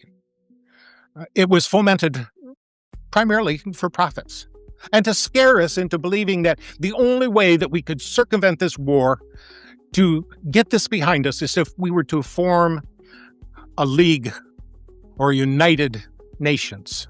You know, I'm going to go back and take a step back here and talk about that French Revolution for a moment. See, it was shortly after a man named Adam Weishaupt in May 1st of 1776 formulated an organization called the Illuminati. This was done on behalf of Baron Rothschild, and it was for the express purpose of fomenting their plans and executing their goals for conquest. Now, there was a courier, a guy by the name of Lanz, who had been an evangelist minister, but quit God and decided to become an Illuminati agent and a courier. And he was taking these materials by horseback through Bavaria. In a place called Regensburg, he was struck by lightning, and it killed both him and his horse. And people found this dead man and his horse with documents in the pouch. And these documents were passed up the chain of command to the Elector of Bavaria, who got to wondering, is there really a game plan out here to conquer the whole world? So he staged simultaneous raids on Rothschild's associates, primarily on Weishaupt's associates, and found a great deal of corroborating evidence, enough to convince him that there truly was a game plan out there to take the whole world. And there were 6 points to their game plan. They wanted the abolition of all religion, the abolition of property rights, of inheritance, and the worst one was down at the bottom of the list, the abrogation of the family. Now, we can see how that was implemented in Red China. Men went to one dormitory, women went to another dormitory, boys were here and girls were here, and the family was totally destroyed, and they used that to brainwash those people. When you got kids with no control over them except the one facilitator or his associates, the children are at their mercy. And it's planned for here, for us, for our children, for our grandchildren, our great-grandchildren. They intend to show no mercy. So it was after this Napoleonic Wars that they had this big meeting in Vienna. The Rothschilds had his dignitaries assemble others from around the world, and they said, it is the scourge of war that plagues us. And if we're ever to get rid of this scourge of war, we're going to have some kind of Congress where nations can come together and we can live through this modern age. One of the attendees was the Tsar of Russia. And he remembered the documentation that he had gotten from the Elector of Bavaria, and he had studied it. And he knew about this program by the Illuminati to take over the whole world. And he got up in the middle of that meeting and he denounced the whole process. He pointed out that it was Weishaupt's plan to overthrow all governments and religion and take over the world on behalf of his organization. And he was the man personally who shot down the Congress in Vienna, and Rothschild hated him for it. And he swore that he or his heirs one day would destroy the entire Romanov family. They went in and took over, killed the entire Romanov family, the Tsar and all his children. There's some speculation that one daughter, Anastasia, got away, and another son is alleged to have gone off over to Poland and become a military officer under an assumed name. There's lots we don't know about what went on. Lots we probably never will know about what went on, because everything has been based on deceit and lies. And so it was shortly afterwards that they had another man from their group, a guy by the name of Abraham Lincoln, whose real name was Springsteen. And Abraham Lincoln Springsteen went about fomenting the Civil War here. I like to call it the War of Northern Aggression because we've been lied to about that so much. We were told that was a war over slavery, but it wasn't. It was a war over states' rights. Two of the southern states, Virginia and North Carolina, had long ago outlawed slavery. And yet, it was used to rally northern forces. You know, that's the kind of thing I'd be willing to take part in. I would like to stop slavery wherever it could be found. And I'm sure it appealed to a lot of people to put an end to that despicable act of holding another human being like you would an animal and making them work for whatever you feel like giving them. Abraham Lincoln had right in his cabinet a guy by the name of August Belmont. And August Belmont wasn't his real name. His real name was Schoenberg. He was a Rothschild agent. And down in the other camp, they had a Rothschild relative, a guy by the name of Judah Benjamin, who was the head of the secret police down there. And after that, Abraham Lincoln resented his involvement with these people. And he made a speech in which he said, I feel at this time more fear for my nation than any other time, even during the war. An era of corporations has been enthroned and corruption will grow in high places. And we will end up with the wealth of many aggregated in the hands of the few. See, There are so many of these Illuminati organizations out there. The one we just described by Adam Weishaupt was called the Bavarian Illuminati. There was another Illuminati called Avion over in, I believe, in Great Britain. There was one in Switzerland, and there was another one in France, the Grand Lodge Orient de la France. And there's a very important one called the Alumbrados that was formulated in Spain. Now, the Alumbrados is Spanish for enlightened ones, and the Alumbrados only existed for about 20 years before they changed their name. They changed their name to the Society of Jesus. They called themselves the Jesuits, and they pledged themselves as the protectorate of the Pope. And when you got the Illuminati protecting you, it's the kiss of death. There was a guy who had been born in Boston, Massachusetts on December 30th, 1809, a guy by the name of Albert Pike. He was an impressive intellect. He was a Harvard graduate back when it really meant something. He was the master of 16 languages, and he was a despicable son of a... because he openly worshipped Satan. He was part of an organization called the Palatalists. He was the one that converted this Knights of the Golden Dawn to the Ku Klux Klan. And he was the author of a book called Morals and Dogma. It is the most revered text among the Masons. And in this text on page 321, Albert Pike said, "It is Lucifer, the morning light, whose seething energies you must learn to control or implement." So it was this Albert Pike, the same guy that wrote a letter to his superior in the Illuminati, a guy over in Europe by the name of Giuseppe Mazzini, who was the revolutionary leader. And Giuseppe Mazzini also happened to be the founder of the Mafia. This letter that he wrote to Giuseppe Mazzini on August 15 of 1871 outlined 3 world wars. And the first of those world wars was to be fomented between the differences between the German nationalists and the Brits, and end up with the downfall of Tsarist Russia and the rise of communism. Any of us who studied any history at all knows that's exactly how World War I took place. In World War II, Israel was to be born, and the Zionists were given power. So since the first 2 wars came off just exactly as that letter said, and that letter used to hang right in the British Museum library until 1977 when Baron Rothschild became a director. And as soon as he was on the board of directors, that letter disappeared from the library. Immediately. But since that letter so clearly delineated the first 2 world wars, I think we have to look at it seriously and take it to heart when it says in there so clearly that the Third World War will be fomented between the Zionists and Islam. Does anybody see that materializing today? Every place we look, we can see it happening.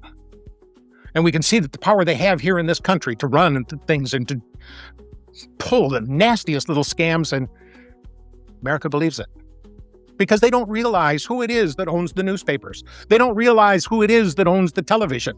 And sometimes they don't care. As long as there's going to be football on the Monday night and I got beer at hand, that's all that counts. Well, at least for a lot of people. And I think once they find that they have let their children and their grandchildren slip into tyranny, they may regret it. But regrets never come at the beginning. They always come at the end. You can see World War III shaping up just exactly like they planned for us. And not enough of us are doing what's necessary to stop it. It was right after World War I that J.P. Morgan was given the job of gaining control of the newspapers. They knew they must be able to control human thought with input. And if you can realize that the human mind is a whole lot like a computer, the old garbage in, garbage out effect takes place.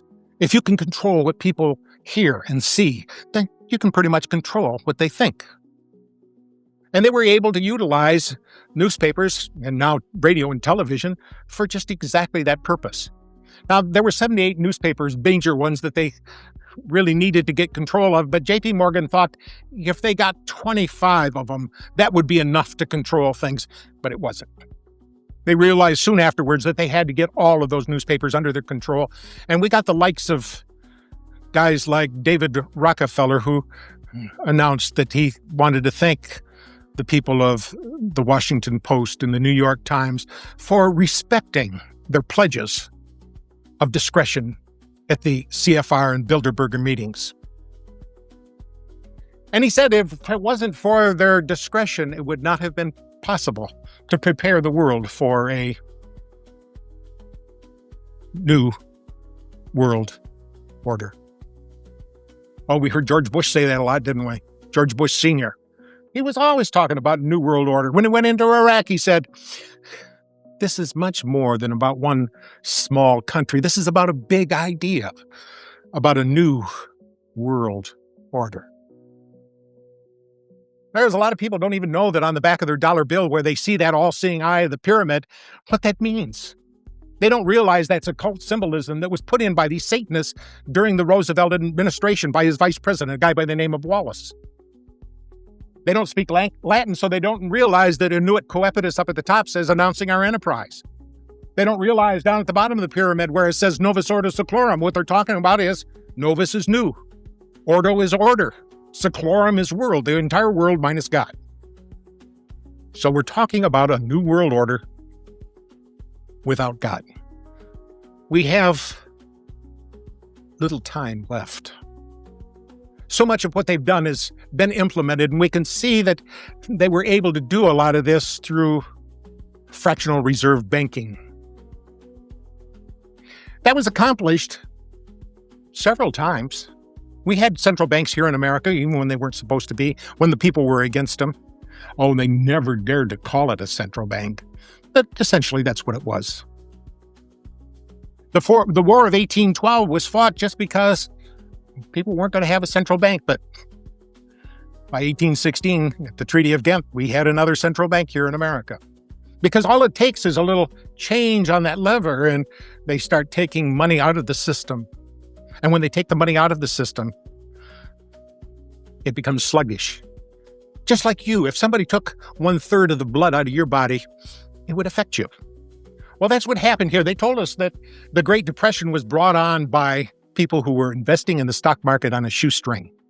And because they had only 10% down, they had great marginal swings caused by the leverage of that debt. But the real truth of the matter is, the thing that really brought it down was they removed 1/3 of the money from circulation. So with that lever, they can move things up and down, and as goes up, people run out. Oh, prosperity is here. Let me jump in on the bandwagon and get my fair share. And about the time they do, about the time they think they're leveraged up and ready to roll, so they're going to make some money with their new business, all they got to do is lever it back down. And then they go in and collect through forfeiture. Do you know how many homes are being scooped up by the banks right now? I think it's so close to the end time game here, that some of these smaller bankers are going to find out that they're getting pinched in this thing too. See, it's only the fattest of the fat cats that they really intend to have survive and prosper. They're trying to wipe out the whole middle class. I don't feel like I'm middle class anymore.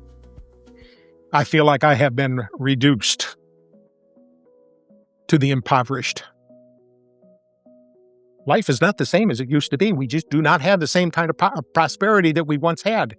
And if they can have their way, and I see no reason why people in authority with as much power and leverage as they've got, it's going to be difficult to stop them from having their way.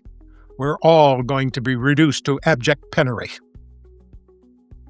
Life where you won't have 2 nickels to rub together. You may have a whole pocket full of $1 million bills to rub together, but they won't buy anything. Now, after World War I, they had this big conference in which they brought together all the people involved in the war to have a settlement and a signing of the armistice with Germany. On one side of the table was Paul Warburg. On the other side of the table was his brother, Max Warburg. In total, there were 117 of these false Jews, as I prefer to call them. And we would not know about this except one of the guys there, a guy by the name of Benjamin Friedman, who was the bagman for Henry Morgenthau Sr. He became a Christian. And he decided he could not live with the secrets that he held, and he started talking about what had transpired, what the real game plan was, who was involved in it, and what their plans were for our future. Much of that was done with these, what you call false flag operations. A false flag operation is where you go in and pretend to be somebody else, do something wrong, so that the people that you attack think, hey, it was those people that did it to me when it really wasn't those people that did it to you. We find that a whole lot of that is done by these false Jews. For example, the Lusitania was sunk to start World War I. Now, Germany had taken out advertisements in the New York newspapers and said very specifically that they were carrying munitions aboard that Lusitania. Don't go on it. Well, while they were doing that, they ended up sending off some of that ships and with 128 American passengers aboard it. And it wasn't Germany, it was Great Britain that sunk that ship to suck us into that war. They were having trouble. See, Germany was already winning. And they didn't like the idea at all. And so these characters went over to the King of England and said to the King of England, now, you don't have to surrender to Germany. If we can bring America in on your side, if we can cause America to start fighting your battles for you, would you support a homeland in Palestine for us? And the King of England was, what do I do? Do I surrender or do I agree to let somebody else have that home? Oh, yeah, we'll support that. So in November of 1917, the King of England sent a letter called the Balfour Declaration to Lord Rothschild, whom he called the most eminent Jew. And we find that some of the characters like Karl Marx, his real name was Kissel Moses Mordecai Levy. Karl Marx was just an assumed name.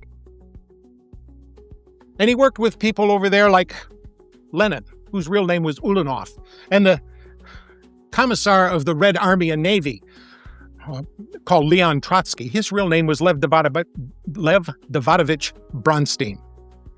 And when you find out how all these people have been pulling together to foment so many of these things going on here, you should be forewarned. Because this is not just accidental history. This is conspiracy. People working together to do wrong. And if by definition, a conspiracy is just two or more people planning in secret to do something wrong.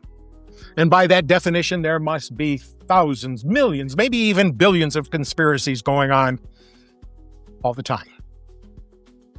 But you mentioned something about what's going on. Oh, that's one of them conspiracy nuts. We've all been vilified by that label. Conspiracy nut is kind of like anti-Semite.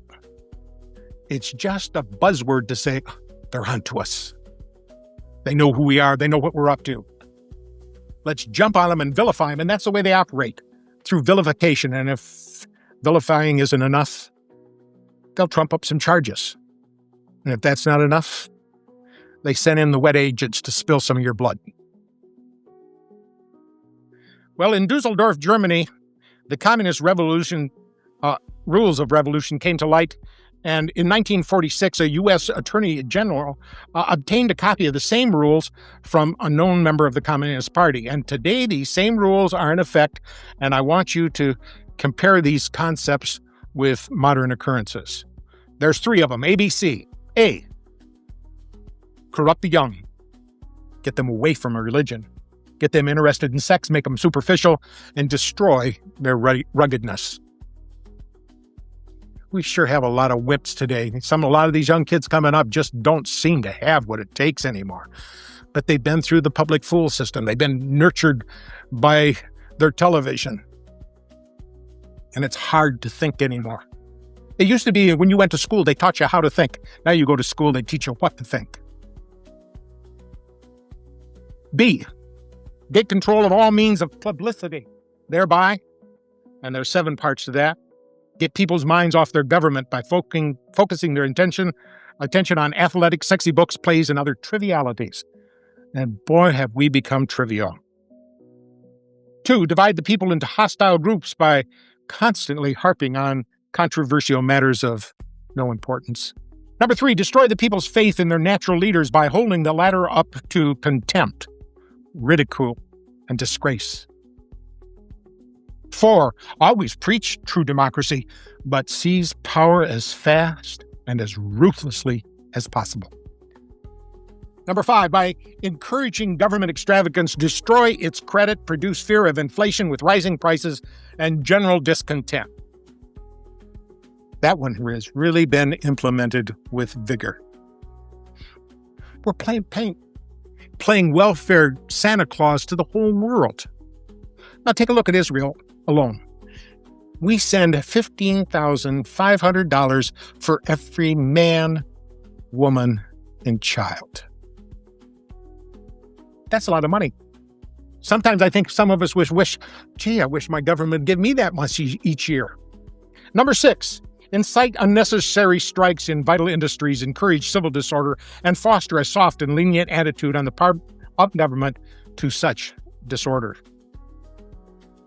Number 7, by specious argument, call the breakdown of the old moral values, honesty, sobriety, self-restraint, faith in the pledged word, and ruggedness. So those are the 7 reasons they wanted to get a hold of means of publicity so they could implement that. And number C of the communist rules of revolution, cause the registration of all firearms on some pretext with a view to confiscating them and leaving the populace helpless. So many of these false flag operations have gotten us into big trouble. Well, we can see that after World War II, Franklin Delano Roosevelt, whose real name was Rosenfeld, hooked up with his good buddy over in the Soviet Union, a guy by the name of Joseph Stalin. His real name was Joseph Vissarionovich Jugashvili. Gashvili means son of. And he let his good buddy Joseph Stalin oversee the elections in much of Europe. And ironically, all those people decided to become pawns in the communist superstate.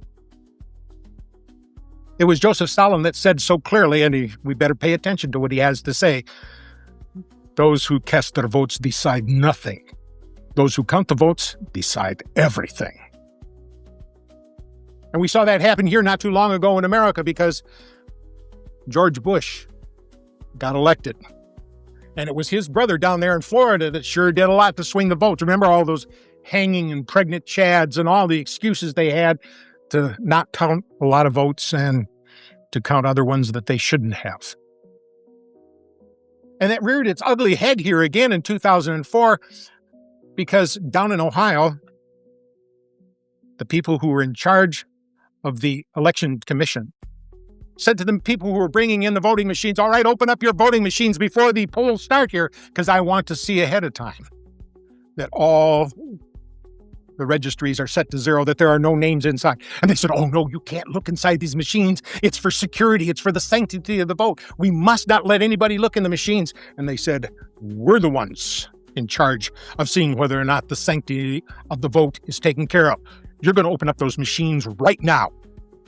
And there was a lot of protesting, a lot of weeping, and a lot of wailing, but they did end up opening up those machines.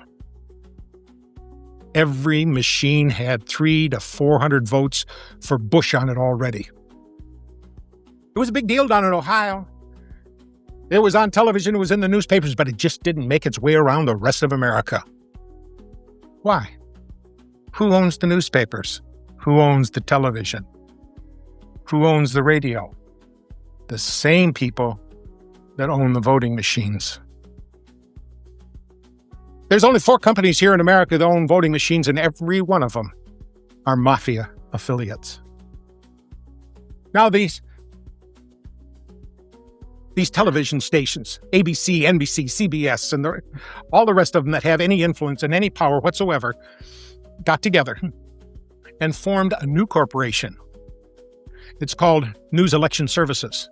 And they're the ones that feed information into the news election services about what's transpiring in the election and getting information back out of it. And so they have control. And it matters not who we vote for. What really counts is who does the television and the newspaper announce to be the victor. It's important because at stake is not only our freedom, but if we don't have freedom, we don't pass it on to our children. And if they don't have it, they don't pass it on to our grandchildren. You decide what's good for your life. But somehow we've got to the point where you have to get a license for everything. But as long as the people don't speak up, as long as we don't do what's necessary to inform the others around us, as long as we act lethargically rather than robust and animated champions of liberty, it'll slip right through our fingers. Part 4. What does biblical prophecy have to say about all of this? I already did a video on the United Nations that's in the playlist pinned in the comments.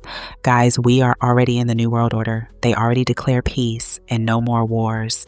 They are the 10 toes, iron and clay that won't mix. Check out my United Nations video where we fully break this down. Prophecy is being fulfilled right before our eyes, and many of us can't discern it. The prophecy of the dry bones is happening before our eyes. The real children of Jacob are waking up. My best video, Yah willing, is on the time of trouble, Jacob's time of trouble, because many are waiting for it, but it has happened already, and we are at the end. Before you crucify me, stay tuned, subscribe, and wait to hear why I believe this. The Khazars have aimed to even hijack prophecy for themselves. So this is why everyone is so confused. In the book of Revelation, a great harlot is described ruling the world, riding on a horned and headed beast. Throughout the Old Testament, Israel was described as a harlot, the mother of spiritual whoredom among the nations. Is the harlot of Revelation actually Israel riding upon her false Messiah, the Antichrist? Today, many believe Israel is on the road to the fulfillment of the prophecies of Isaiah. A great Jewish temple is being planned. A priestly class called the Kohanim is being readied. Ritual sacrifices are being studied. Truly, prophecy is being fulfilled in an amazing way, yet not in the happy way that most of us would like to believe. In Israel today, effective Christianity is outlawed. If a Christian were to walk through any town in Israel passing out New Testaments, he could be sentenced to prison for 5 years. Israel is not moving toward Christ. She is moving toward her false Messiah, Antichrist.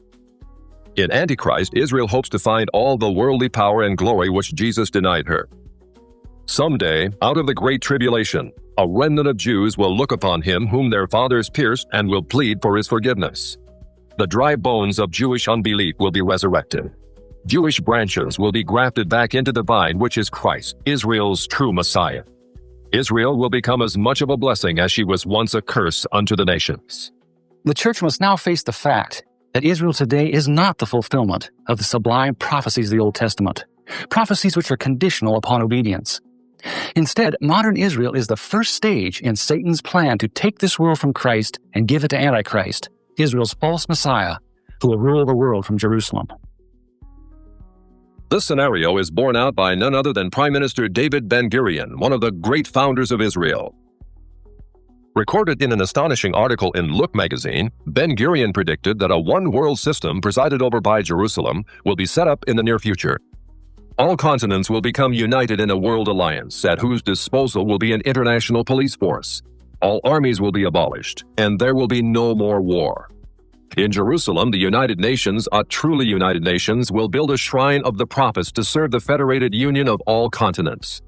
This will be the seat of the Supreme Court of mankind, to settle all controversies among the federated continents as prophesied by Isaiah. Ben-Gurion's vision of Israel in dominion of the world is identical with the vision of the great harlot, ruling the nations, as given in Revelation 17. In addition, Christians must stop depending on the Jewish media for entertainment and news of world events. Families should search for wholesome alternatives for home entertainment, which do not center around television. In place of Jewish news-gathering sources, a number of newspapers and newsletters are available, which bring to light many facts suppressed by the Jewish press.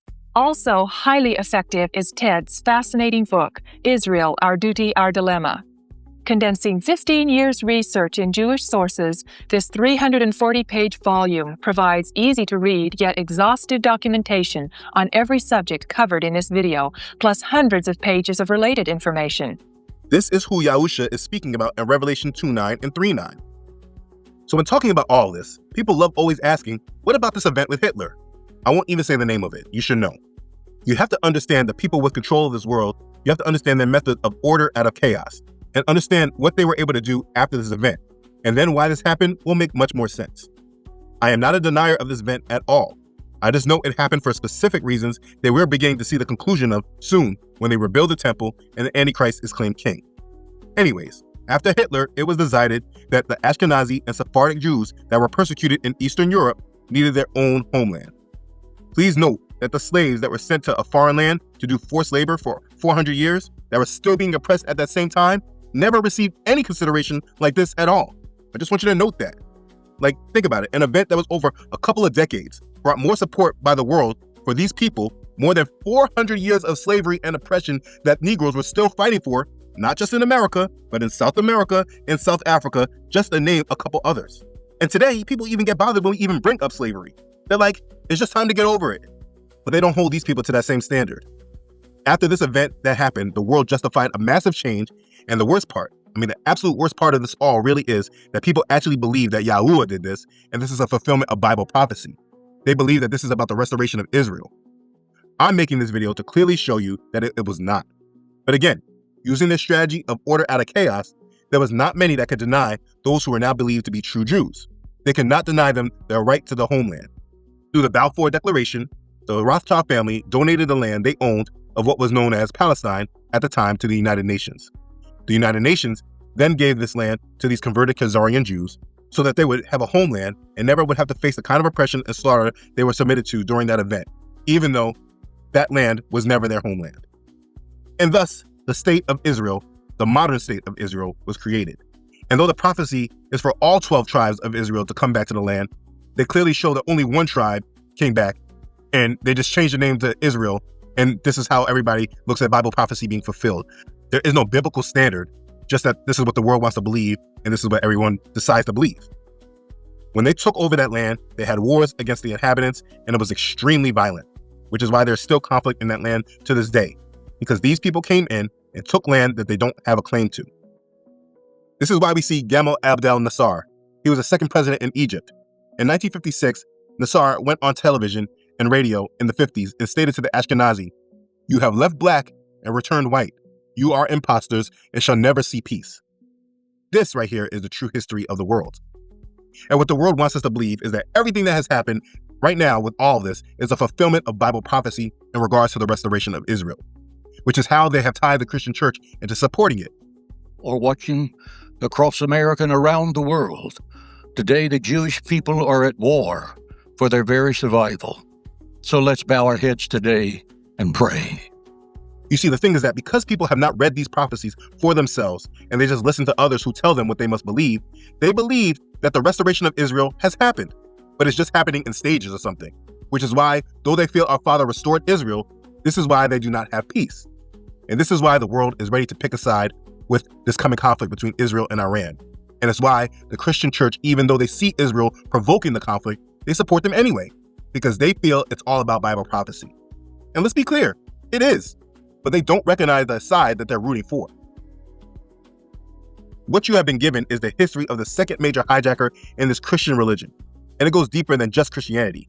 But today they use the Christians to support this agenda because the majority of Christians are just followers without discernment, and they feel that they are obligated to follow this agenda because they want to support Israel. But the true wickedness of their hearts are shown because while they support all this, they persecute and hate the true Yahudim, and they don't even want to understand their plight, which is more biblically tied to the God that they feel that they are serving. It's hypocrisy at its finest, and people will be judged for it. It's part of the strong delusion. People are loving and believing the lie. And this truth is being given to you, not for you to hate or for anything other than for you to come into knowledge of the truth, and then you turn to the truth and then live through it. It's because the truth sets us free. Whole agenda has been used in order for Satan to replace Yah's chosen people with his own, for him to rebuild the temple, but Satan wants it dedicated to himself, which is why he will use all three religions that are tied to him. All the rulers of these three world religions are followers of the enemy of Yah, this created being in rebellion. He wants to use this people and bloodline to put his son as king, who will be the lawless one. And the thing is that everyone sees this, and they know this. They know that the Jews are trying to rebuild the temple. They know they're trying to sacrifice red heifers on the Temple Mount. They know that they're waiting for the Messiah to come, and they're trying to usher him in. They know all of this. Wow, these look like the finest red heifers from around the world. But what if I tell you that the Jewish dream to rebuild the temple is not over? There are things that are happening currently in Israel and around the world that clear out the way for the new Jewish temple. If you would ask the Jewish people if they would like the temple to be rebuilt, the vast majority of them would say yes. Out of the majority of Jews that would like to see the temple be rebuilt, there are certain groups that are very active in doing everything that is needed for it to be rebuilt. So some believe that when the perfect candidate will be found, the building of the temple will begin. Right now to build the third temple. There are actually quite a few, and it just shows that God is giving the Jewish people kind of signs or an expectation that it's time for the soon coming Messiah. But there is a group specifically that has reestablished the Levitical priesthood. They just started a school a few months ago, and they have a registry for those who are from the Levitical line that they could come and be trained and be ready to do the service in the temple. They've also started a red heifer farm. The Temple Institute did with an Israeli farmer, and that was, again, with ritual purity, that they need to have a red heifer that meets Jewish law and has been supervised and doesn't have any white hairs. It's completely red heifer to be able to be burned, mixed with running water, and then used to make everybody ritually pure to be able to go into the temple. I mean, right now, Jewish people just going on the Temple Mount can create a riot sometimes. So can you envision a scenario where they would allow the temple to be built?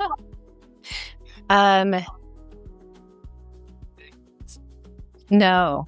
A lot of the scholars that I've spoken to talk about how the building of this next temple is really going to bring peace to Israel and to bring safety from all her enemies. And so in that way, I can see that any maybe leader that would be raised up or somebody that would be able to bring the nations together, especially those who might align with Israel, that there might be some agreement that the temple could exist there and this person could be set up in the temple. You see, they know all of this. This is not new. Everyone knows this in Christianity. But because they believe these people are genuine and holders of the covenant, at some point they believe that Yah will intercede. But this is not going to happen because those people are not in covenant with Yahuwah, and everything that goes forth with them will be about leading the world into the satanic part of prophecy. And because people love the lie instead of the truth, they follow that path. They're in the strong delusion. It says, "For the mystery of lawlessness is already at work. Only he who now restrains will do so until he is taken out of the way. And then the lawless one will be revealed, whom the Adon will consume with the breath of his mouth and destroy with the brightness of his coming. The coming of the lawless one is according to the working of Satan, with all power, signs, and lying wonders, and with all unrighteous deception among those who perish, because they did not receive the love of the truth that they might be saved. And for this reason, Elohim will send them strong delusion, that they should believe the lie, that they all may be condemned who did not believe the truth, but had pleasure in unrighteousness. But I know one thing, I know who I serve, and he wins. He has promises for us, those who obey and love him. So for me, that's what I'm going to do. He said, "Listen to me, O house of Jacob, and all the remnant of the house of Yasharel, who have been upheld by me from birth, who have been carried from the womb. Even to your old age, I am he, and even to his gray hairs, I will carry you. I have made, and I will bear. Even I will carry, and will deliver you." Isaiah 46, verses 3 and 4. After every Rothschilds video, I love to read Habakkuk 2, which is a prophecy the Most High made about them and the synagogue of Satan. Habakkuk 2 reads, "I will climb up to my watchtower and stand at my guard post. There I will wait to see what the Lord says and how he will answer my complaint." The Lord's second reply. Then the Lord said to me, "Write my answer plainly on tablets so that a runner can carry the correct message to others." This vision is for a future time. It describes the end, and it will be fulfilled. If it seems slow in coming, wait patiently, for it will surely take place. It will not be delayed.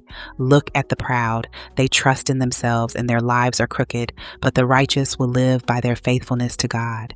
Wealth is treacherous, and the arrogant are never at rest. They open their mouths as wide as the grave, and like death, they are never satisfied. In their greed, they have gathered up many nations and swallowed many peoples. But soon their captives will taunt them. They will mock them, saying, "What sorrow awaits you, thieves? Now you will get what you deserve. You've become rich by extortion, but how much longer can this go on?" Suddenly your debtors will take action. They will turn on you and take all you have while you stand trembling and helpless, because you have plundered many nations. Now all the survivors will plunder you. You committed murder throughout the countryside and filled the towns with violence. What sorrow awaits you who build big houses with money gained dishonestly. You believe your wealth will buy security, putting your family's nest beyond the reach of danger. But by the murders you committed, you have shamed your name and forfeited your lives. The very stones in the walls cry out against you, and the beams in the ceilings echo the complaint. What sorrow awaits you who build cities with money gained through murder and corruption. Has not the Lord of Heaven's armies promised that the wealth of nations will turn to ashes? They work so hard, but all in vain. For as the waters fill the sea, the earth will be filled with an awareness of the glory of the Lord. What sorrow awaits you who make your neighbors drunk. You force your cup on them so you can gloat over their shameful nakedness, but soon it will be your turn to be disgraced. Come, drink and be exposed. Drink from the cup of the Lord's judgment, and all your glory will be turned to shame. You cut down the forests of Lebanon. Now you will be cut down. You destroyed the wild animals, so now their terror will be yours. You committed murder throughout the countryside and filled the towns with violence. What good is an idol carved by man, or a cast image that deceives you? How foolish to trust in your own creation, a God that can't even talk. What sorrow awaits you who say to wooden idols, "Wake up and save us." To speechless stone images you say, "Rise up and teach us." Can an idol tell you what to do? They may be overlaid with gold and silver, but they are lifeless inside. But the Lord is in his holy temple. Let all the earth be silent before him. I am honored to play the smallest role in helping to awaken the dry bones. Please share this video with everyone you know that needs it, because YouTube may suppress it as they have been doing with all of my other videos. Screen record and save parts that you can reshare on your stories, TikToks, Reels, Shorts, etc. Get this information out and do your part in exposing the truth. I just want to say a huge thank you to all the supporters that have sent Cashapps and PayPal. I've seen it all, and I just want to say thank you to you guys who understand why a lot of creators are pushing away from Super Thanks and going towards PayPal and Cashapp because of how YouTube is doing us behind the scenes with it. I appreciate it, though I cannot send everyone a personal message or personally say thank you. I want to end every video by saying thank you because it really helps to push out content unfiltered to you guys. May the Lord reward you tenfold.